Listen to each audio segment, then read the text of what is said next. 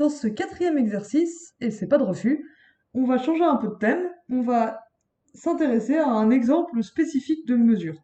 Donc, ce qu'on appelle la mesure de Dirac en A, c'est l'application qui mange un ensemble de P de E, donc E c'est un ensemble non vide, A c'est un point de E, P de E du coup on l'avait vu dans un des premiers TD, c'est bien une tribu sur E, et on définit l'application qui a une partie de E, associe tout simplement 1 si A est dans grand A, si petit a est dans grand A, et 0 sinon. Et on va montrer que ce truc-là définit une mesure positive sur E muni de l'attribut de ces parties. Donc il faut qu'on vérifie deux choses. Il faut qu'on vérifie, donc le truc simple, c'est que dA de l'ensemble vide, ça fait 0. Bon, donc calculons ça. Est-ce que A est dans l'ensemble vide? Bah non, comme tout le monde, A n'est pas dans l'ensemble vide. Du coup, dA de l'ensemble vide, c'est 0. Et la deuxième chose qu'on doit vérifier, c'est la sigma additivité. Donc là, on se donne une suite disjointe AN de parties de E. Donc chaque AN, c'est un sous-ensemble de E.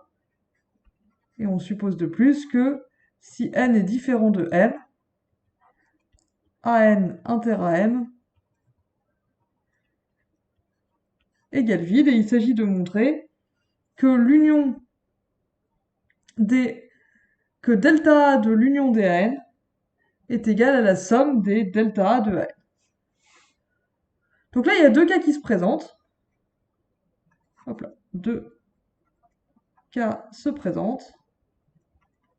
Soit A, il est dans l'union des AN, soit il n'y est pas. Il est très moche mon 2, on dirait un Z. Hop là, réparons ça pour les gens qui regardent juste le corriger. Hop, deux cas se présentent. Donc, soit A, petit a, je veux dire, il est dans l'union des AN. Dans ce cas, delta A de l'union des AN, ça va faire 1, par définition de delta A. Et d'autre part, puisque A est dans l'union des AN, ça veut dire qu'il existe un N0.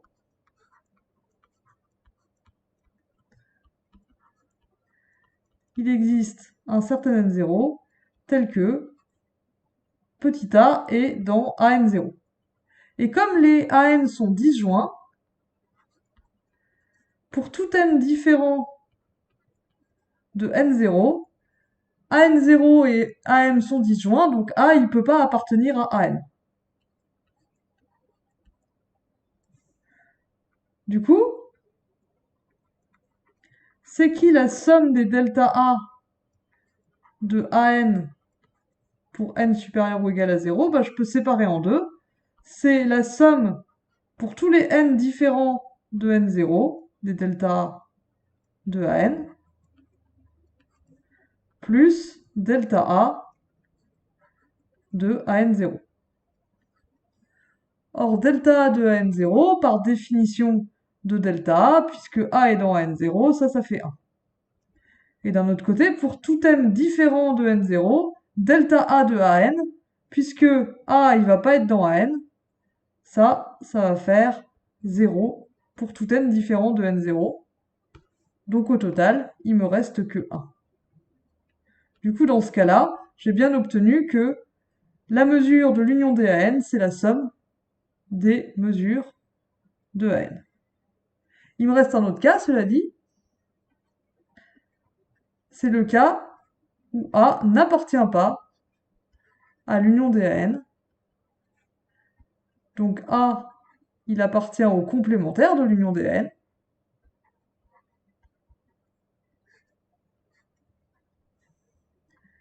Ce qui, vous le savez depuis longtemps, n'est autre que l'intersection des complémentaires de AN. Qu'est-ce que ça veut dire que A est dans l'intersection des complémentaires de AN? Ben, ça veut dire que pour tout n dans grand N, A est dans AN complémentaire.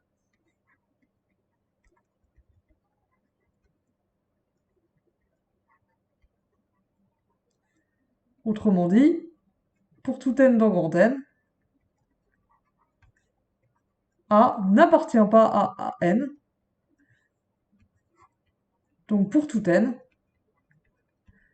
delta A de AN,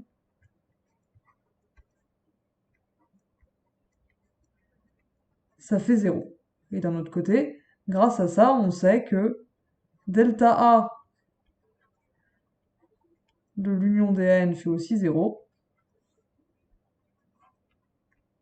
Donc on a bien que delta A de l'union des AN qui fait 0, c'est égal à la somme des delta A de AN, puisque eux aussi font tous 0. Donc dans ce cas-là aussi, on a bien delta A de l'union des AN. On a la sigma additivité en fait.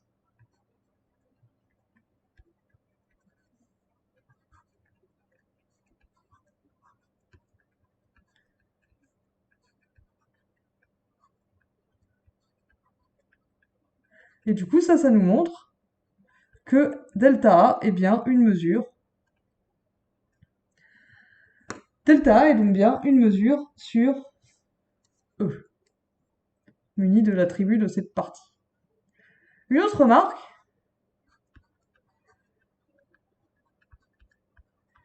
c'est que si on fait delta A de E tout entier, bah, puisque A il appartient à E, delta A de E ça fait 1. Par définition, encore une fois, de delta A. Donc delta A, en fait, c'est une mesure de probabilité.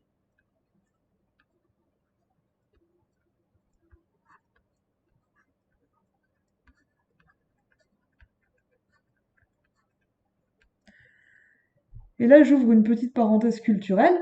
Cette probabilité, on l'appelle la distribution ou la mesure de Dirac, comme indiqué sur la feuille de TD. Donc ça, on appelle ça la mesure de Dirac. Et Dirac, c'est qui? C'est l'un des pères fondateurs de la physique quantique.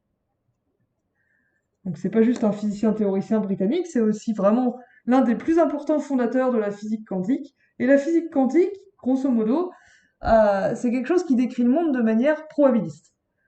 Donc l'idée derrière la physique quantique, qui est très bizarre mais qui marche très bien pour faire des prédictions très précises, euh, c'est qu'un électron, tant qu'on l'observe pas, on ne sait pas exactement où il est, on peut juste calculer la probabilité qu'il soit quelque part. Donc on pourrait dire que la physique quantique modélise un électron par une application qui mange un ensemble A et qui vous redonne la probabilité que l'électron y soit dans cet ensemble A. Par exemple, ça pourrait être un sous-ensemble de R3. Quelle est la probabilité que l'électron y soit quelque part dans ce sous-ensemble de R3? Bah, ça, c'est une mesure de probabilité sur R3 du coup.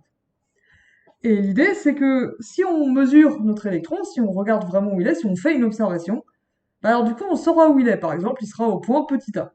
Et dans ce cas-là, ma probabilité qui décrit le monde, elle devient bah, la probabilité que mon électron soit dans un ensemble A, bah, c'est 1 si petit a est dans grand A, puisque je sais que l'électron il est en petit a, et 0 sinon. Et donc ça, c'est une masse de Dirac. Donc ça, c'est un peu le côté historique. Un autre truc qui va être intéressant, c'est que la masse de Dirac va nous permettre en fait de mesurer des phénomènes discrets, parce qu'on va voir à l'exercice juste après que si je fais une somme de mesures, ça me redonne une mesure. Et en fait, si on multiplie une mesure par un coefficient positif, ça va aussi redonner une mesure. Et du coup, en faisant des sommes de masse de Dirac avec certains poids, par exemple, on pourrait faire la somme pour k allant de 0 à n des k parmi n p puissance k a moins p puissance n moins k fois le Dirac en k. Et ça va nous donner une mesure de probabilité à nouveau sur R, ou sur n. Et cette mesure de probabilité, comme vous voyez, j'ai pas choisi les coefficients tout à fait au hasard, ça va donner une mesure binomiale. Donc ça va être une façon, en quelque sorte, de comprendre les probabilités discrètes que vous connaissez déjà, les distributions binomiales, les distributions géométriques, hypergéométriques, les distributions de Poisson, en les débitant comme ça en somme de masse de Dirac avec un bon coefficient, on peut réussir à les intégrer dans notre théorie de la mesure et de l'intégration. Et du coup, ça va nous permettre de donner un cadre unifié qui nous permet d'étudier en même temps les intégrales, les probabilités continues, donc avec les fonctions de répartition comme vous les connaissez, ce genre de choses, et les probabilités discrètes via le découpage en somme de mesures de Dirac. Et du coup, il suffira C'est un peu comme les espaces vectoriels. Il suffit de montrer euh, des propriétés sur les mesures et ça va s'appliquer à l'intégration selon le beg, au calcul de probabilité continue et au calcul de probabilité discrète, tout ça dans une même théorie. C'est beau, n'est-ce pas? Et donc, tout ça ne marche que si on a le droit de sommer des mesures, et c'est ce qu'on va faire à l'exercice 5. Je vous retrouve dans un instant pour faire ça.